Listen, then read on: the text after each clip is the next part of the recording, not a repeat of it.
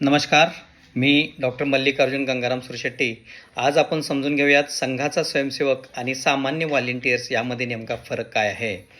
तर प्रथम समजून घेऊया. व्हॉलेंटियर हा शब्द बहुतेकदा वेळोवेळी मदत करणाऱ्या लोकांसाठी वापरला जातो, परंतु संघाचा स्वयंसेवक हा त्यापेक्षा वेगळा आहे. स्वयंसेवक म्हणजे स्वतःहून प्रेरित, स्वतःहून काम करणारा, पण यापेक्षा महत्त्वाचा आहे तो शिस्तबद्ध आणि निस्वार्थ सेवाभावाने राष्ट्राची पूर्ण सेवा करणारा परिपूर्ण व्यक्ती असतो.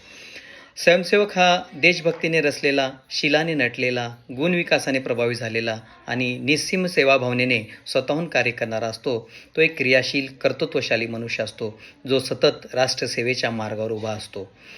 जे लोक दैनंदिन शाखेच्या कार्यक्रमात नियमित भाग घेतात, त्यांच्याच मनात अनुशासन हा सेन्स्ड होतो. ते स्वयंअनुशासनातून तयार होतात. या अनुशासनामुळे आणि सर्वत्र त्यागी वृत्तीमुळे ते इतरांपेक्षा पटकन उठून दिसतात, समाजात आदर्श वर्तन दाखवतात. व्हॉलेंटियर म्हणजे एक प्रसंगी काम करणारा, पण संघाचा स्वयंसेवक म्हणजे आयुष्यभराचे बदल घडवणारा. व्हॉलेंटियर हा एखाद्या कार्यक्रमाचा सहभाग घेऊ शकतात, परंतु स्वयंसेवक हा जीवनमान बदलणारा असतो. तो स्वतःची महत्त्वाकांक्षा, वैयक्तिक स्वार्थ, सत्ता, संपत्ती, मान, प्रतिष्ठा यांना आपल्या मनापासून बाजूला ठेवत असतो. संघात आपण जे स्वयंसेवक म्हणतो तेच म्हणजे राष्ट्रसेवक आहेत.